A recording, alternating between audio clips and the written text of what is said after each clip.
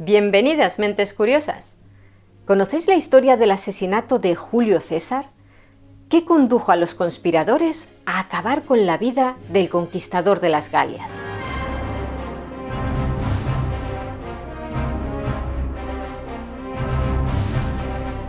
El 15 de marzo del año 44 a.C., en el Teatro de Pompeyo de Roma, Cayo Julio César, uno de los genios políticos y militares más grandes de la historia, fue apuñalado hasta la muerte por un numeroso grupo de senadores temerosos ante el gran poder que el dictador había acumulado.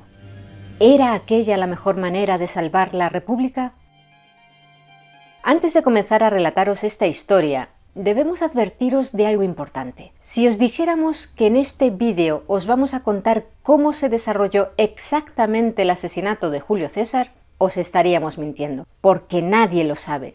A lo largo de los últimos 2000 años, los historiadores, los poetas y los cineastas han añadido o descartado detalles según sus propias preferencias, basándose con mayor o menor fidelidad en los textos de cronistas romanos como Suetonio, Plutarco o Apiano, quienes escribieron sus relatos un siglo después del magnicidio, y no siempre con la intención de mostrar los hechos acaecidos de un modo objetivo y riguroso.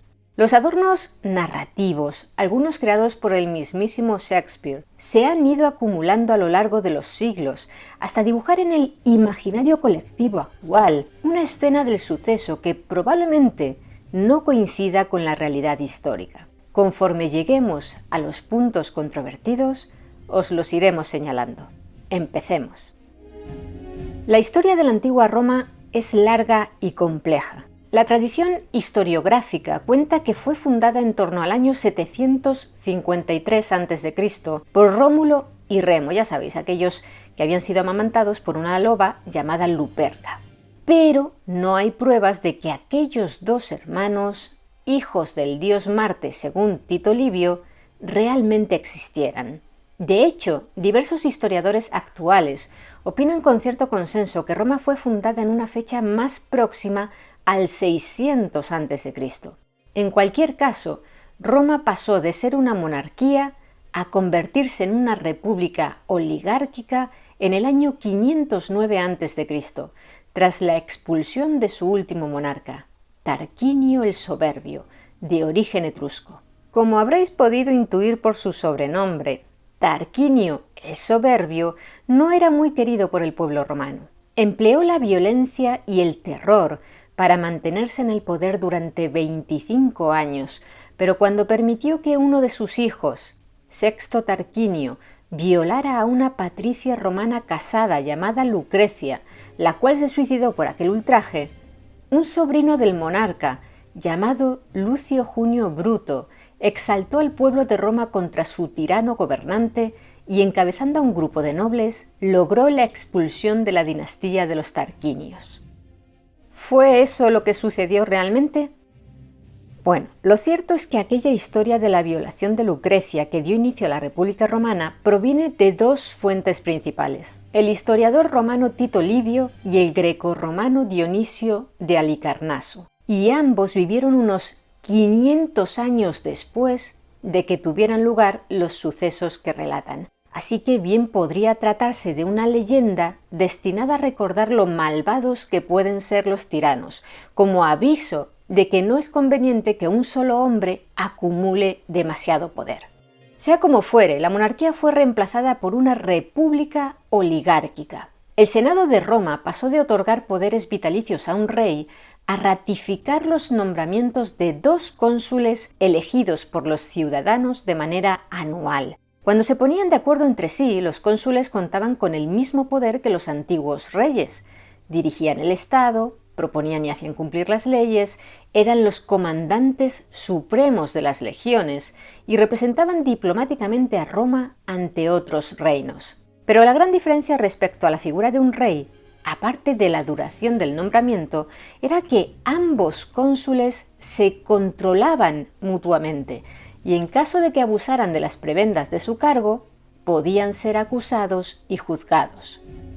Aunque los estamos llamando cónsules para no liar demasiado el relato, En realidad, al principio de la República no se les denominaba así, sino pretores. Pero en el año 366 a.C. se les pasó a denominar cónsules y justo por debajo de ese cargo crearon el de pretor. Progresivamente, los cónsules fueron perdiendo algunas de sus atribuciones, como algunas facultades judiciales, la administración del tesoro y del archivo público, las competencias sobre fiestas y mercados, la autoridad sobre los vigiles de Roma, el equivalente a los bomberos y policías actuales, la facultad de nombrar cuestores. De manera paulatina, la figura del cónsul se alejó más y más de la de aquellos antiguos reyes. Además, el Senado debía refrendar las decisiones que tomaban los cónsules, y como a lo largo de los 5 siglos que duraría la República, Roma incrementó notablemente su extensión con conquistas territoriales, los cónsules se vieron obligados a delegar sus funciones en cada provincia, dejándolas en manos de procónsules o propretores. Por lo general, cuando un cónsul de Roma terminaba su mandato, se le ofrecía continuar un año más como procónsul de alguna provincia. Ese sería también el caso de Julio César, como veremos a continuación.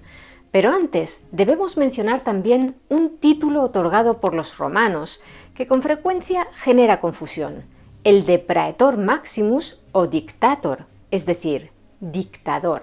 Un dictador romano era un magistrado de la República Romana al que se le otorgaba la plena autoridad del Estado para hacer frente a una emergencia militar o para acometer una tarea concreta, y siempre de manera excepcional. Sin embargo, el poder del dictador romano también tenía una serie de limitaciones. Solo podía actuar dentro de la esfera de autoridad referente a la tarea que se le hubiese encomendado. Por ejemplo, si se le había nombrado para derrotar a un ejército invasor, no tenía autoridad sobre las políticas agrícolas y una vez concluida su misión, debía renunciar de manera inmediata a su cargo, que en cualquier caso no podía conservar durante más de 6 meses. Los dictadores eran designados por un cónsul tras recibir autorización del Senado para ello. A continuación, las asambleas o comicios, los principales órganos de representación política del pueblo romano, le otorgaban el imperium, el poder de mando y de castigo sobre los ciudadanos convocados a la guerra y el dominio sobre los territorios conquistados. Pero no solo se nombraba a un dictador con fines bélicos, también podía ser necesario para llevar a cabo alguna tarea concreta cuando los cónsules no podían realizarla, para sofocar una sedición, para investigar ciertas acciones o incluso simplemente para llevar a cabo un rito religioso muy importante para los romanos que consistía en clavar un clavo en la pared del templo de Júpiter Capitolino como protección contra la peste. Desde el inicio de la República Romana se nombraron dictadores con bastante frecuencia, pero desde el final de la Segunda Guerra Púnica, aquella que libraron contra Cartago, cuyas tropas estaban lideradas por Aníbal, el título de dictador no volvió a utilizarse hasta que el político y militar Sila lo reinstauró para convertirlo en una tiranía militar. Entre los años 88 y 81 a.C., tuvo lugar la Primera Guerra Civil de la República Romana, durante la cual Sila marchó contra Roma con un ejército de 40.000 hombres con los que previamente había estado luchando en Oriente. En el transcurso de la contienda, los 2 cónsules de Roma, enemigos de Sila, fueron derrotados. Uno murió y el otro fue declarado proscrito, de modo que Sila, tras su victoria, se aprovechó del vacío de poder para hacer que lo nombraran dictador por un periodo indefinido y se valió de su autoridad en aquel cargo para ordenar la ejecución de miles de sus enemigos políticos. A continuación, declaró proscritos no solo a rivales, sino también a muchos romanos ricos cuyas posesiones resultaban deseables de cara a una expropiación. ¿Por qué? Porque las propiedades de los proscritos eran requisadas y vendidas en subastas, donde quienes apoyaban a Sila podían adquirirlas a un precio muy bajo. Uno de los partidarios de Sila que más se beneficiaron de las proscripciones fue Craso, quien amasó una gran fortuna gracias a ellas. Pero Craso, dejándose llevar por la codicia, cometió un grave error. Incluyó en las listas de condenados a un hombre cuyas propiedades anhelaba adquirir, pero que era partidario de Sila. Cuando el dictador descubrió aquello, le dio la espalda a Craso. Por motivos que todavía hoy se debaten, Sila decidió renunciar a su cargo de dictador en el 79 a.C., tan solo 2 años después de obtenerlo. Abandonó Roma y se fue con su quinta esposa a vivir a una hacienda que poseía en el suroeste de Nápoles, donde escribió sus memorias en 22 libros que no se conservan pero que sirvieron de fuente a cronistas posteriores. Y falleció al año siguiente. Sí, ya sabemos lo que estáis pensando. Los romanos escribían bastante rápido. Pero reunámonos ya con Cayo Julio César. En el futuro realizaremos un vídeo sobre su biografía completa, que sin duda tendrá que ser muy extenso. Pero en el de hoy, centrado en su asesinato, tomaremos su figura a partir del año 60 a.C., cuando formó junto a Craso y Pompeyo el conocido como Primer Triunvirato, una alianza informal entre los tres que les permitiría dominar la política romana durante varios años. El año anterior, Cayo Julio César, a quien a partir de ahora llamaremos simplemente César para abreviar, había sido elegido cónsul de Roma gracias al apoyo de Craso y Pompeyo, quienes a su vez ya habían sido cónsules previamente, ambos en el 70 a.C. Craso, a pesar de ser el más rico, sentía celos de Pompeyo por sus éxitos militares, especialmente desde lo sucedido con Espartaco y su revuelta de esclavos, de la que ya os hablamos en otro vídeo. Craso, al mando de 10 legiones, logró aislar a Espartaco en el sur de Italia y obligarle a batallar en el río Sele, un combate que se saldó con una aplastante victoria romana. Las legiones capturaron a cerca de 6.000 enemigos y Craso ordenó crucificarlos a lo largo de la Vía Apia. Pero para su desgracia, otros 5.000 esclavos que habían logrado huir hacia el norte rumbo a la Galia toparon en su camino con un ejército comandado por Pompeyo, quien regresaba desde Hispania tras el asesinato a manos de traidores de Quinto Sertorio, el último vestigio que quedaba del bando contrario a Sila durante la Guerra Civil. Pompeyo masacró sin dificultad a aquellos miles de fugitivos y se llevó la gloria ante el Senado y el pueblo romano por haber puesto fin a la revuelta de los esclavos. Pudo entrar en la ciudad eterna celebrando un triunfo, mientras que a Craso, quien no había logrado encontrar el cuerpo de Espartaco entre las víctimas de su batalla, solo le concedieron una ovatio, una categoría de celebración inferior al triunfo en la que no te paseabas en cuadriga ni llevabas un séquito de soldados, y en lugar de sacrificar a un toro en tu honor, tan solo mataban a una oveja.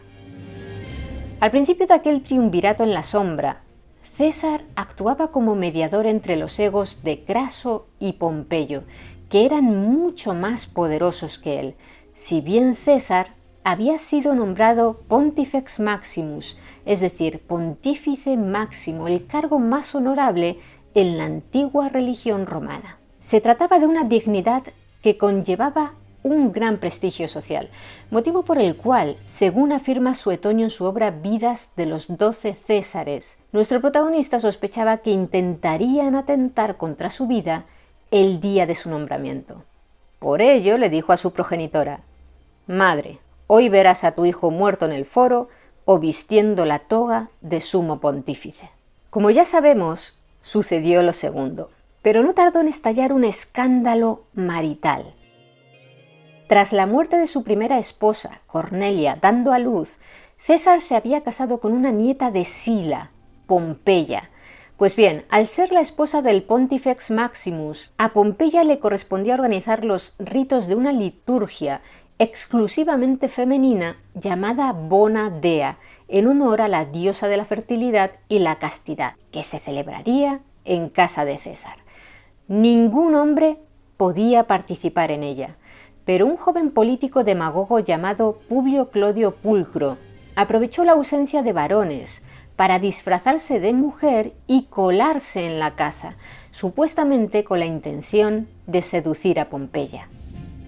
A Clodio le perdonaron, pues contaba con la simpatía del pueblo y probablemente pagó grandes sobornos, pero aquel sacrilegio provocó que César se divorciara de Pompeya, aunque no pensara que ella tuviera la menor intención de engañarle con aquel joven ni fuera culpable de nada. César pronunció, según palabras de Plutarco, una máxima que sigue resonando en nuestros días. La mujer de César no solo debe ser honrada, además debe parecerlo. 4 años más tarde, César se casaría con su tercera y última esposa, Calpurnia. Como ya mencionamos, César fue nombrado cónsul en el 59 a.C., gracias a los apoyos de Craso y Pompeyo, y cuando concluyó su consulado, fue designado procónsul de las provincias de la Galia Transalpina, la Galia Cisalpina e Ilírico, esta última situada en los Balcanes. En las Galias llevó a cabo una agresiva guerra de conquista, que concluyó con el sometimiento de casi todos los pueblos celtas por los actuales territorios de Francia, Bélgica, Países Bajos y parte de Alemania. La conocida como Guerra de las Galias acabó oficialmente en el 51 a.C., aunque la derrota del líder arverno Vercingétorix en el sitio de Alesia un año antes marcó el triunfo de César en la región. ¿Qué había pasado mientras tanto en Roma?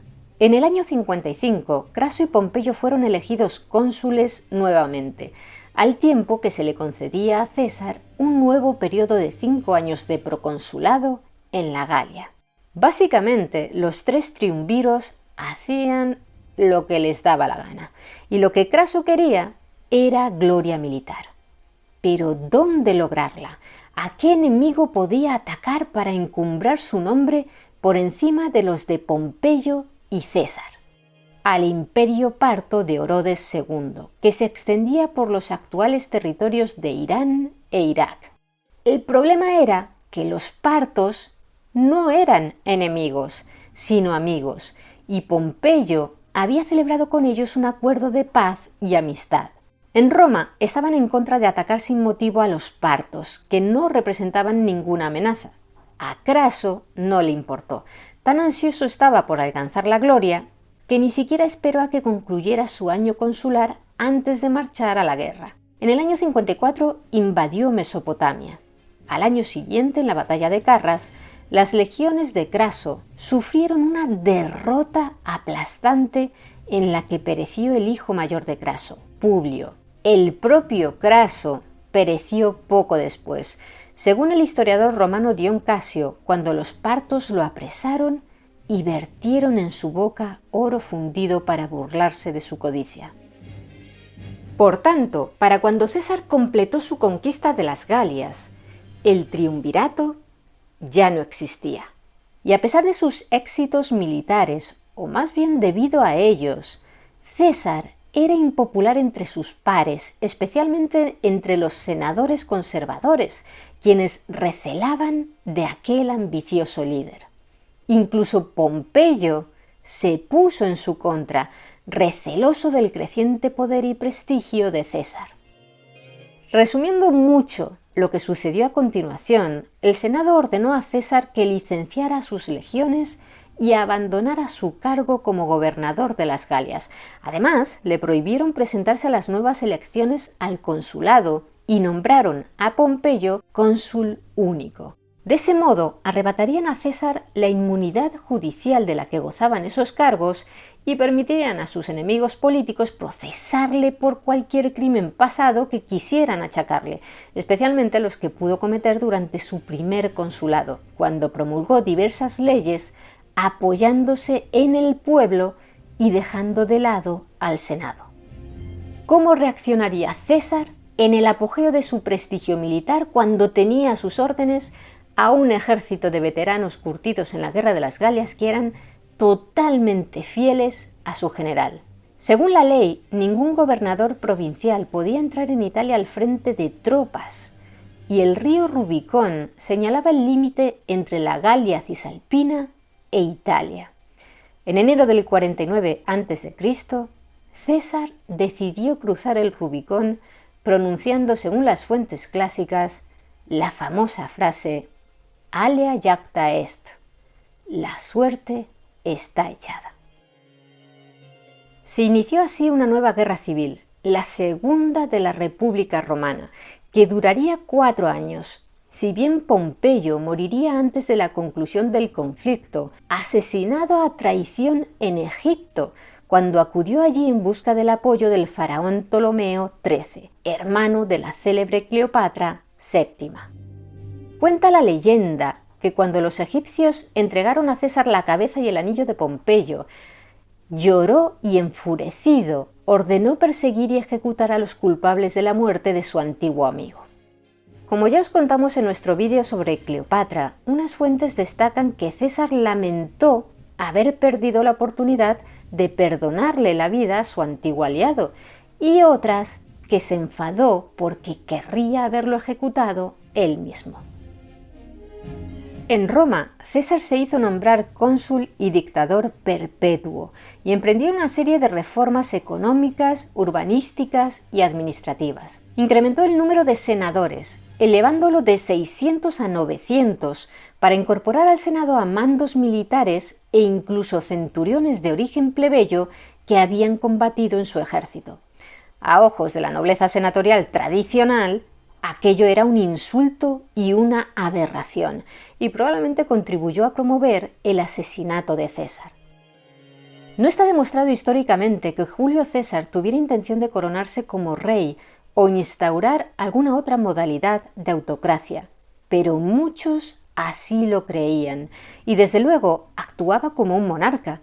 Tomaba decisiones sin consultar con el Senado, otorgaba tierras a los soldados para garantizarse la fidelidad de las tropas, controlaba el tesoro, estampó su efigie en monedas, erigió estatuas de él en templos, vestía botas rojas y vestimentas típicas de los reyes latinos.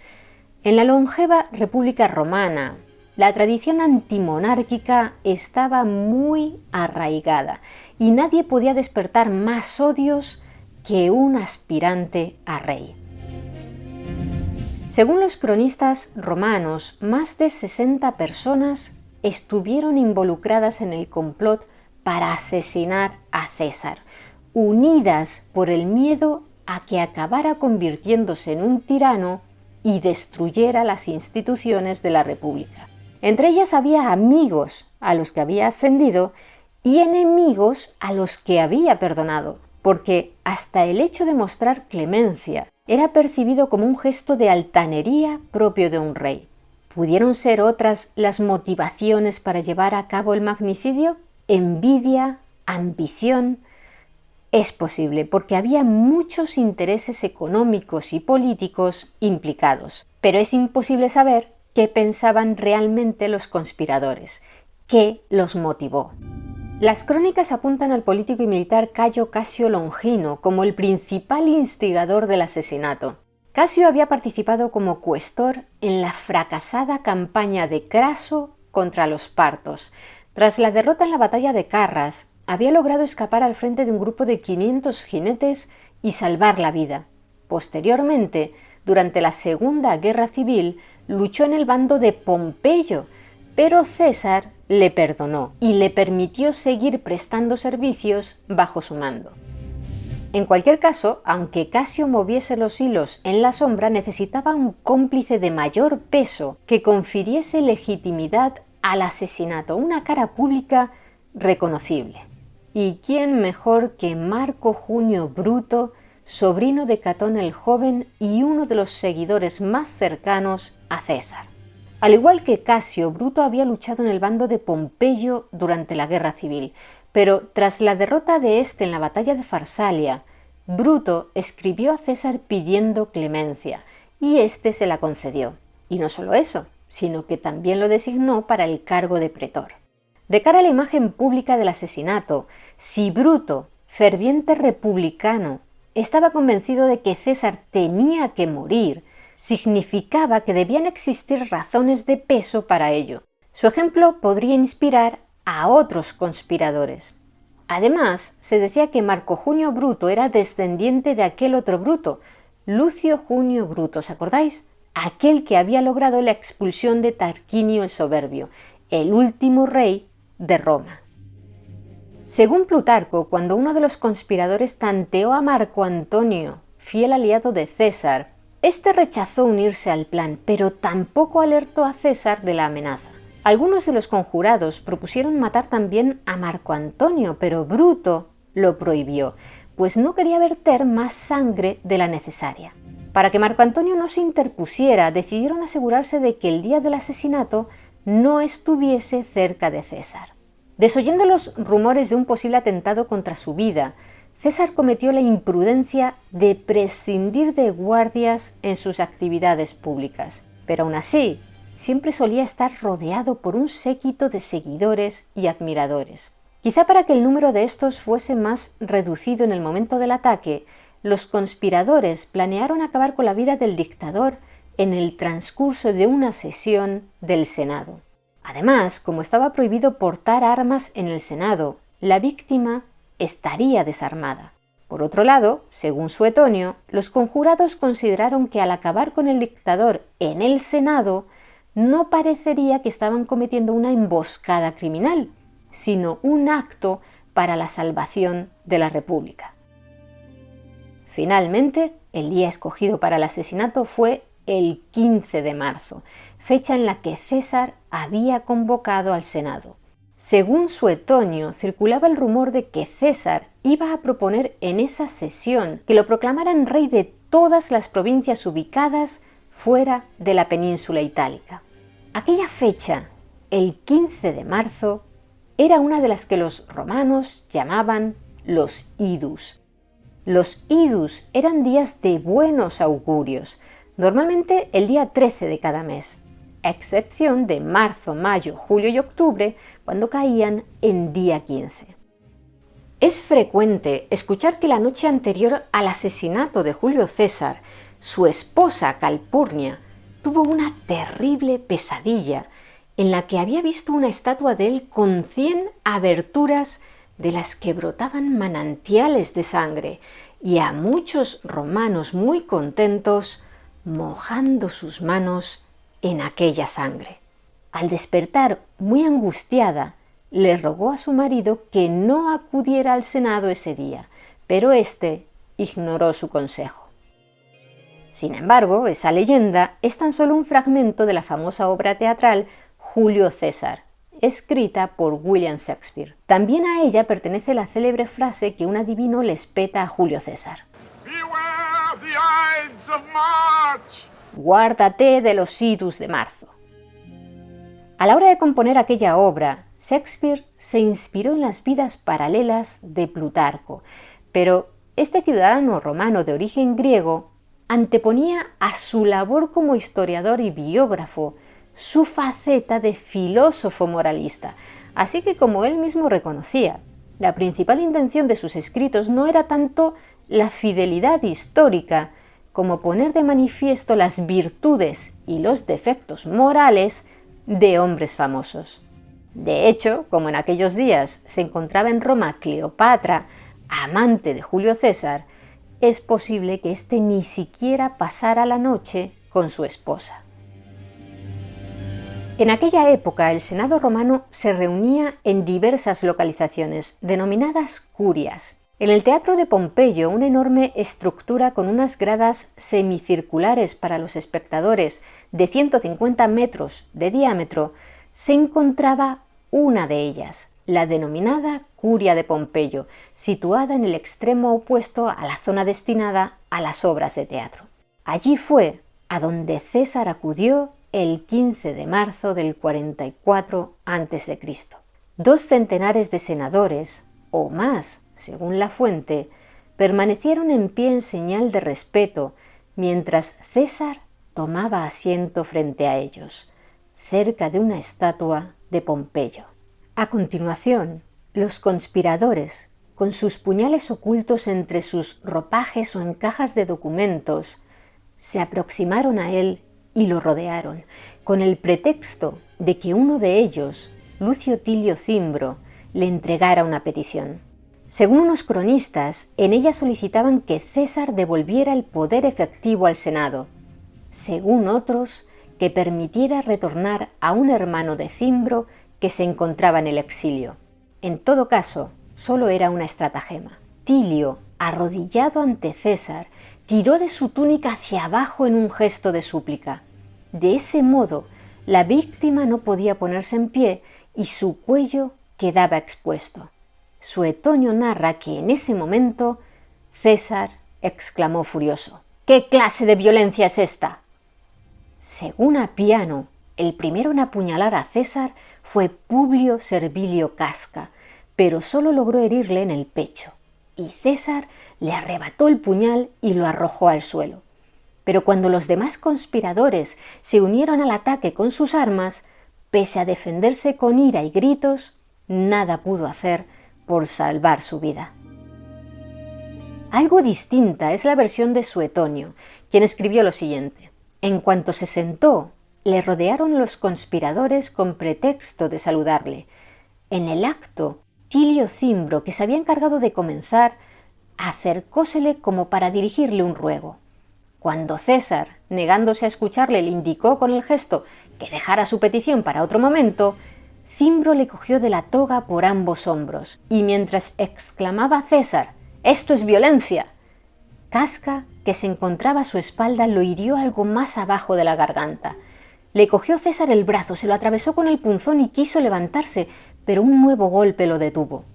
Viendo entonces puñales levantados por todas partes, se envolvió la cabeza en la toga y se bajó con la mano izquierda los paños sobre las piernas, a fin de caer más noblemente, manteniendo oculta la parte inferior del cuerpo.